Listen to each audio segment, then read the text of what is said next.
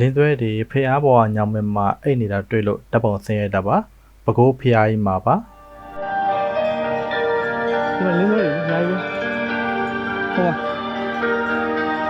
မှာလင်းသွဲကောင်ပြန်နေအဲ့ဒါကိုချိန်ပါပါ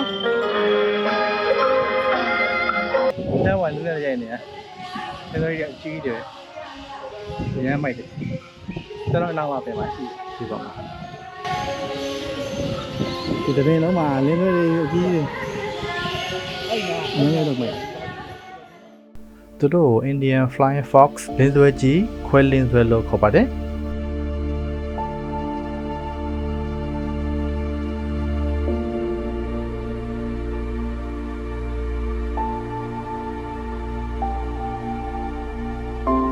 သူတို့ရဲ့မျက်နှာပုံစံကမြေခွေးနဲ့တူတာမလို့သူတို့ Flying Fox ဆိုပြီးတော့နာမည်ပေးထားတာပေါ့နော်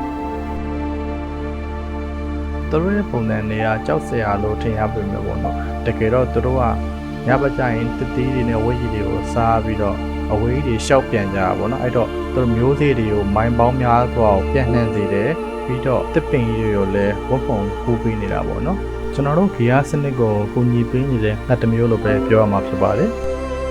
သူတို့နဲ့ပတ်သက်ပြီးတစ်ခုသိထားမှာတော့သူတို့ကြိုက်ထားတဲ့အသီးနှံတွေကိုယောဂပိုးကူးစက်မှုမဖြစ်ရအောင်လုံးဝမစားသုံးသင့်ပါဘူး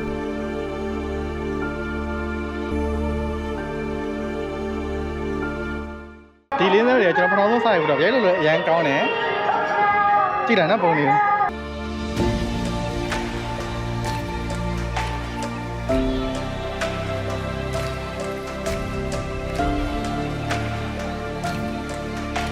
ကျွန်တော်နေထိုင်တဲ့ကဘာကြီးရဲ့သဘာဝဂေဟစနစ်ကိုထိန်းသိမ်းဖို့အတွက်ဒီအရေးပါတဲ့လင်းသွဲတွေကိုကာကွယ်စောင့်ရှောက်ပြီးတော့အတူရှင်တွဲနေထိုင်သွားကြဖို့ညွှန်လင့်ပါတယ်ဗီဒီယိုစတော့ကြည့်ပြီးလို့အားလုံးကိုကျေးဇူးတင်ပါတယ်နောက်ဗီဒီယိုမှာဆုံကြမယ်ဘိုင်ဘိုင်